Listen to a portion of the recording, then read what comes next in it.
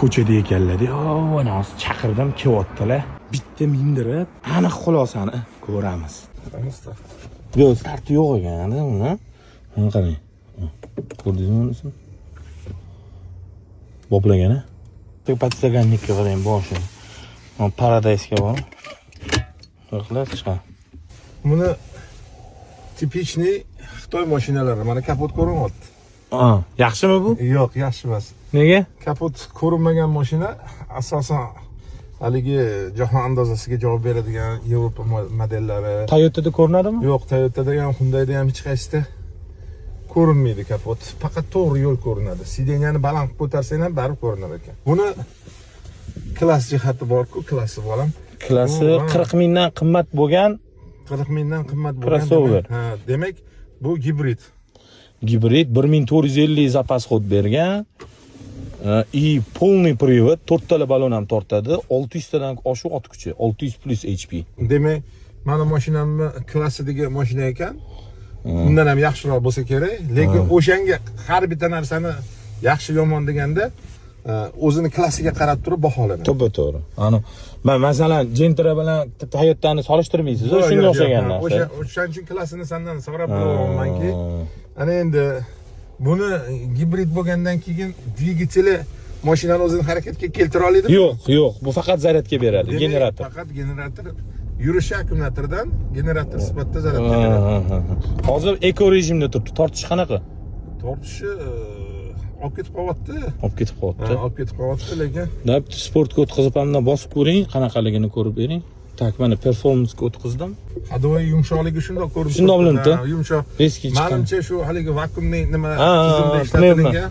O'sha Mercedesga o'xshab mana qilib o'tib ketyapti. Bitta bosing. Qanaqa?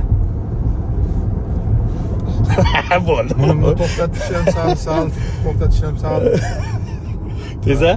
Mashina yaxshilikka yaxshi ekan. Mana bu salonlari ham ancha chiroyli. Klass jihatidan o'zini shu klassiga moslab Xitoyliklar ham ancha aqlli bo'lganda-da. Mana bu keng tarqab ketgan BYD mashinalari arzon-da.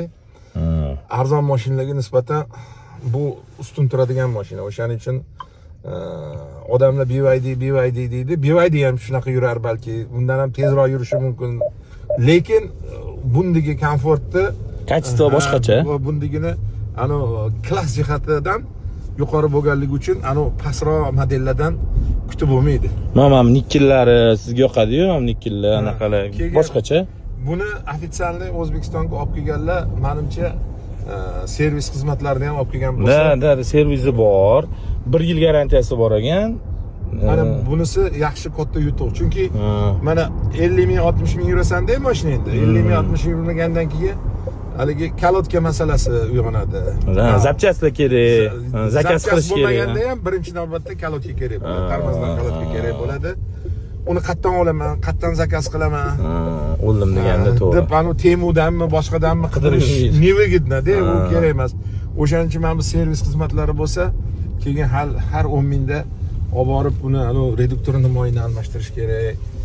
Mayli, motori kichikroq bo'lsa ham motorini moyini almashtirish kerak. Lekin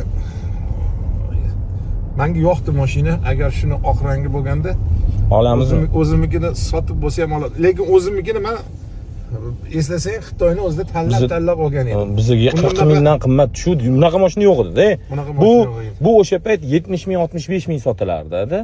Bizga ana mashinamiz 43 mingga tushganmi? Necha pulga tushgan? 43 mingga. Xo'p, endi qarang, Alcantara ishlatgan. Keyin sideniyada spinkasida ham abagrefi bor ekan, spinkada. Massaj bor, sizda ham bor, abduf bor. Keyin ham orqada ham displey bergan. Ana YouTube tomonlari baribir. Bu modernizatsiya-da. Bizaniki 23-yilda chiqqan bo'lsa, qarab turing. Mana ko'ryapsizmi? Sodiq yondi. Qarang, qizil yonadi hozir. Ana qizil yondi. Ko'rdingizmi? Пешеходный proxodni ham ko'rsatadi. Peshexod, svetofor, hamma znakni o'qiydi. Mana hozir yashil yonsa, bu ham yashil ko'rsatadi. Keyin mana siz yirik odamsiz-ku, prostranstvo bormi, joyi yaxshi? Yo'q, ancha yaxshi. Yo'q, mana oyoqni mana ochganda ham xalaqit qilmayaptimi? Yo'q, normal. Cho'tka. Men o'zim mashinam, mana shunaqa keng, lekin bu ham shunaqa keng mashina. Yo'q, keyin hozir podveskasi eng anaqasida turibdi, eng qattig'ida. Chunki sportga o'tkazdim-ku men. Yomon emas-a, qattiq. Yo'q, mashina yaxshiladi. 41 mingga arziydimi?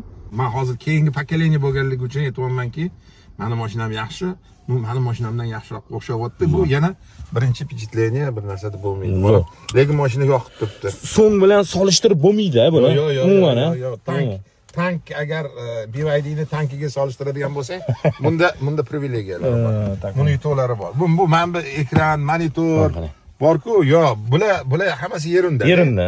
Bular yerunda. Abizovka bo'lib qoldi. Mashinani hozir Yevropaning mashinalariga aksariyat O'zbekiston aholisi ishqibozlikni yo'qotdi, chunki Xitoydan kelgan mashinalarda hamma komfortlar mavjudda. Endi mana shunaqa komfort bilan minib turib, boshqa mashinaga o'tirgin ham o'zi kelmaydi. To'g'ri.